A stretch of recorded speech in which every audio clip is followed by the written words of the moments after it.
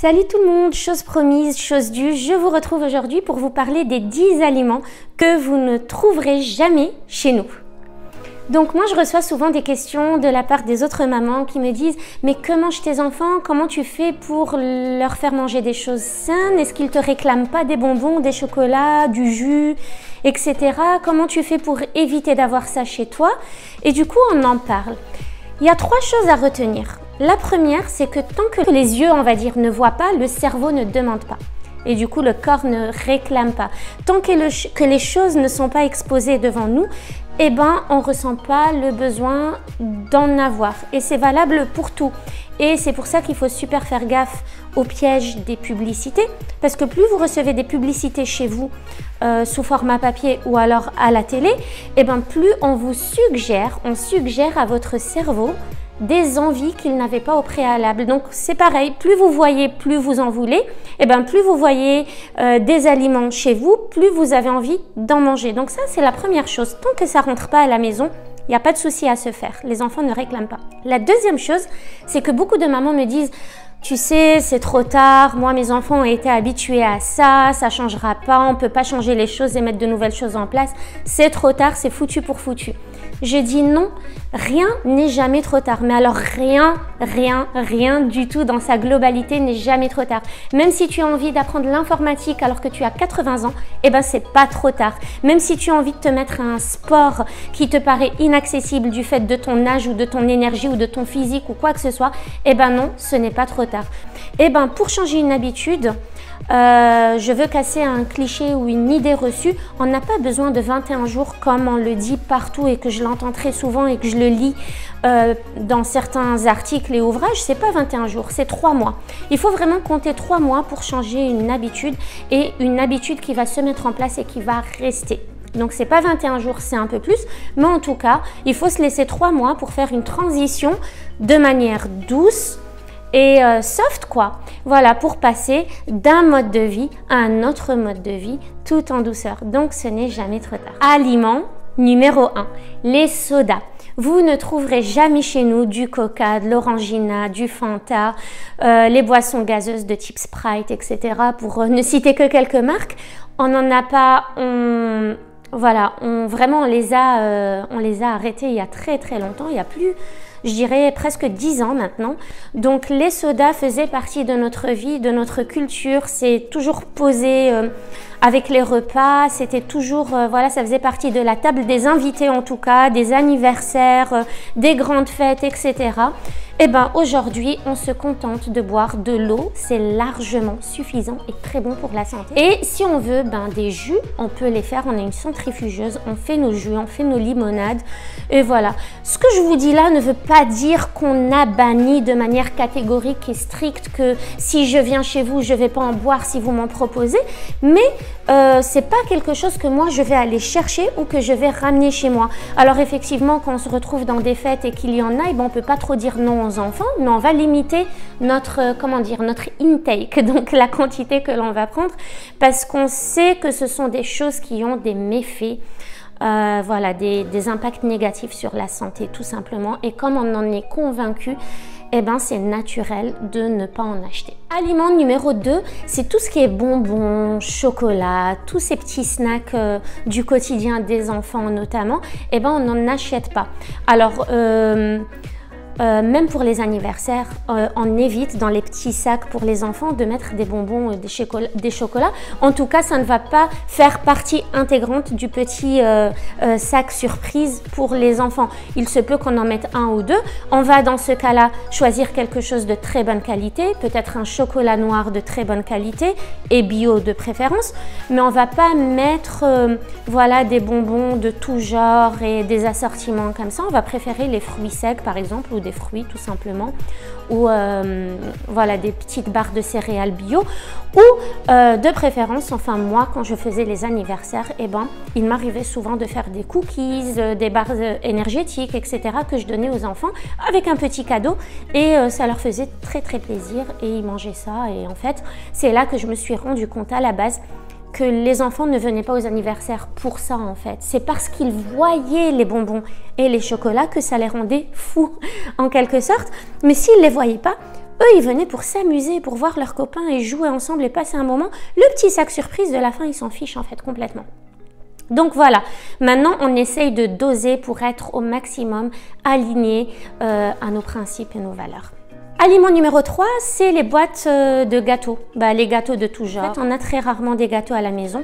Si on en achète une fois de temps en temps, on va acheter des gâteaux bio qui sont pas trop riches en sucre, qui ont plutôt des amandes et des noix dedans. Par exemple, on va favoriser ça, on va favoriser les noisettes, la présence de noisettes, de noix de cajou, de pistaches, tout ce qui est noix, et on va éviter tout ce qui est sucré, tout ce qui contient de la confiture, du chocolat, etc. Donc on reste sur des choses soft et simples et ça arrive très rarement.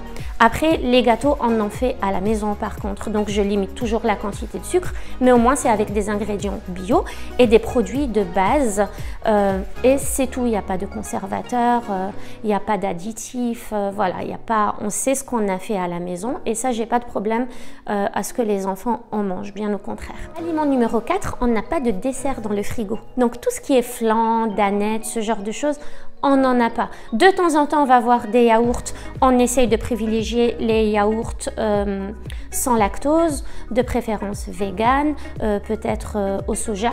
Mais voilà, on n'a pas de dessert. On n'est pas dessert. Déjà, dans notre culture au Maroc, on n'est pas dessert. On ne pose pas de dessert, on ne prend pas de dessert après les repas. Notre dessert au Maroc, c'est les fruits. Alors, au jour d'aujourd'hui, on sait qu'il vaut mieux manger les fruits avant les repas pour favoriser la digestion et la fermentation de ces aliments-là dans l'estomac, dans le corps. Mais voilà, on n'a pas été élevé dans le dessert après le repas. Donc l'expression « si tu n'es pas sage, tu n'auras pas de dessert », on ne connaît pas déjà à la base. Mais voilà, ce n'est pas des choses qu'on achète. Après, on va faire des glaces, on va faire des tiramisu, on va faire des flans maison, des crèmes brûlées, mais ce n'est pas tous les jours. Ça reste quand même des choses occasionnelles. Je veux dire, on s'est habitué à ne pas avoir de sucre, donc on n'en ressent plus le besoin en fait. On a été conditionné petit à petit, comme je vous l'ai dit au départ, par une transition soft à ne plus être en demande de ça. Mon numéro 5, c'est tout ce qui est chips, curly et tous les snacks de ce genre. C'est pareil, on n'en a pas. Moi, je peux vous dire que je pourrais clairement être addict à ce genre de choses si j'avais le paquet devant moi. Et comme tout d'ailleurs, comme je vous l'ai dit en début de vidéo, si je vois ce genre de choses, je les veux, j'en veux. Et je vais pas me rendre compte que je vais en prendre une après l'autre, une chips après l'autre. Et voilà, c'est comme ça, c'est normal, c'est naturel, c'est complètement humain. Mais en tout cas, ce ne sont pas des choses qui rentrent chez nous. Et de ce fait, je ne me souviens jamais m'être dit « j'ai absolument envie de chips au point d'aller en acheter ». Ça ne m'arrive pas. Aliment numéro 6, et je dirais limite un des pires aliments, c'est le Nutella. On n'a pas de Nutella à la maison. D'ailleurs, je pense pas qu'on ait eu un jour l'habitude d'en acheter. On en a acheté dans le passé, mais c'était pas une habitude. Par contre, je me souviens qu'il y a très très longtemps, une dizaine d'années en arrière, je pouvais manger du Nutella à la cuillère carrément. Et aujourd'hui, on n'en a pas. J'ai fait un atelier de chimie pour les enfants, pour les sensibiliser aux méfaits du Nutella. Et du coup, qu'est-ce qu'on a fait? C'est qu'on a simplement pris un pot de Nutella et grâce aux proportions et au pourcentage à l'arrière du pot, ils ont pu peser de manière réelle, donc en direct dans le petit labo, peser la quantité de sucre que ce pot contenait. Et donc ils ont rempli ce pot vide de ce sucre là pour voir quelle quantité ça représentait. Et quand ils ont vu que le sucre occupait environ 90% du volume du pot, ça les a quand même choqués. Alors ça fait une petite prise de conscience qui va les faire réfléchir, peut-être pas maintenant tout de suite, mais en tout cas ils ont l'information dans un coin de leur tête. Et c'est vrai que moi ça m'a toujours choqué. Le Nutella, premier ingrédient qui est noté sur le pot, c'est le sucre. Ça veut dire que le sucre est l'ingrédient principal. Et puis ensuite, un peu de cacao et pour agrémenter le tout, de l'huile de palme dont je vous passe les détails. Vous devez sûrement connaître la toxicité de ces aliments, de ces ingrédients-là. Donc voilà, le Nutella, ça rentre pas chez moi. 7e aliment, le Nesquik, sur la même longueur d'onde que le Nutella. Son premier ingrédient, c'est le sucre. C'est pareil, c'est le sucre qui remplit la majeure partie du pot. Le cacao, vous vous diriez que ça devrait être l'ingrédient principal, mais ça ne l'est pas du tout. Et ça explique le prix du Nesquik. Pourquoi il n'est pas cher? Parce qu'il n'y a pas de cacao dedans. Le cacao, c'est quelque chose qui coûte super cher. Le cacao, c'est une graine qui est importée et qui est vraiment dure à récolter, qui demande beaucoup de travail à obtenir. On nous dit oui, il faut boire du lait, oui, il faut manger des yaourts, oui, il faut ceci, il faut cela, mais c'est plus dans un but de vente et de surconsommation que vraiment pour le bien-être des gens. Voilà, donc le Nesquik, on n'en a pas. Ensuite, toujours dans les boissons, c'est le jus d'orange et le jus de pomme, les jus de fruits en général. Alors on vous vend ça, on vous en fait la pub en vous disant regardez, c'est des fruits frais, ça contient tant et tant de fruits, il n'y a que du fruit là-dedans, etc. Mais évidemment que ce n'est pas vrai, c'est pas toujours du vrai fruit, c'est pas toujours du 100% orange, c'est pas toujours voilà, c'est pas toujours comme on vous en fait la pub.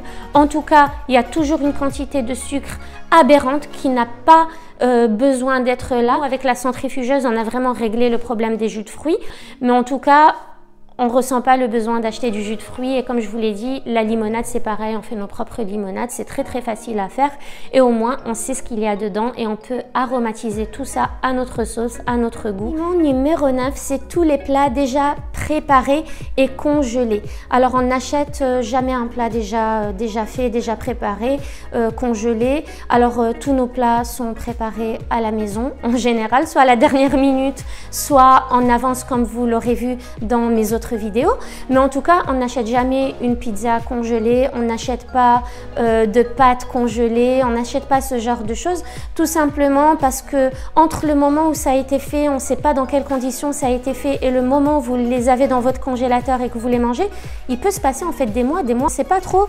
avec tous les conservateurs qu'il y a dedans, tous les additifs pour ne pas changer la couleur, ne pas changer le goût, ne pas altérer la structure, etc. Et vous vous retrouvez à manger des choses plutôt chimiques et toxiques qu'un vrai repas parce que ces plats-là, ils ont perdu toute leur bonne énergie dans toutes les transformations qui ont été faites avant que ça arrive dans votre assiette. Donc ça, on n'a pas. 10e et dernière chose, c'est les viennoiseries. Ça va nous arriver de temps en temps, mais ça fait pas du tout partie de nos habitudes alimentaires. Il m'arrive de faire des croissants, j'en fais pas tous les jours parce que ça demande quand même pas mal de travail, mais on ne donne jamais ça en goûter. Moi, personnellement, j'estime qu'entre les repas, il vaut mieux manger quelque chose qui va nous donner de l'énergie plutôt que quelque chose qui va nous pomper de l'énergie. Les croissants, les viennoiseries, c'est aussi plein de sucre et surtout plein de beurre, donc c'est très gras et c'est pas ça qui va remplir l'estomac d'un enfant avec de la bonne qualité. C'est pas ça qui va lui donner les vitamines et les nutriments dont il a besoin pour tenir ou pour récupérer de sa journée. Donc c'est pas quelque chose qu'on va donner au goûter, ça c'est sûr, et c'est très rare qu'on le donne au petit déjeuner également. Toujours comme d'habitude, ce que je vous dis ne veut pas dire qu'il faut faire un changement brutal. Le cerveau, le corps n'aiment pas les changements brutaux. Donc si vous voulez transformer, moi je suis là juste pour vous inspirer, vous dire que tout est possible. Et que voilà, vous prenez ce qui vous plaît et vous laissez ce qui vous plaît pas. Vous prenez ce qui vous semble possible et faisable pour vous et votre famille et vous laissez ce qui vous paraît impensable pour le moment. Mais en tout cas, il y a toujours quelque chose à prendre qui peut changer votre vie en mieux et vous aider à vous sentir beaucoup mieux. Voilà, j'espère que cette vidéo vous a aidé. Si c'est le cas, dites-vous qu'elle peut aider d'autres personnes. Donc partagez-la, abonnez-vous et likez-la et attendez ma prochaine vidéo parce que j'en ai plein d'autres pour vous. À bientôt!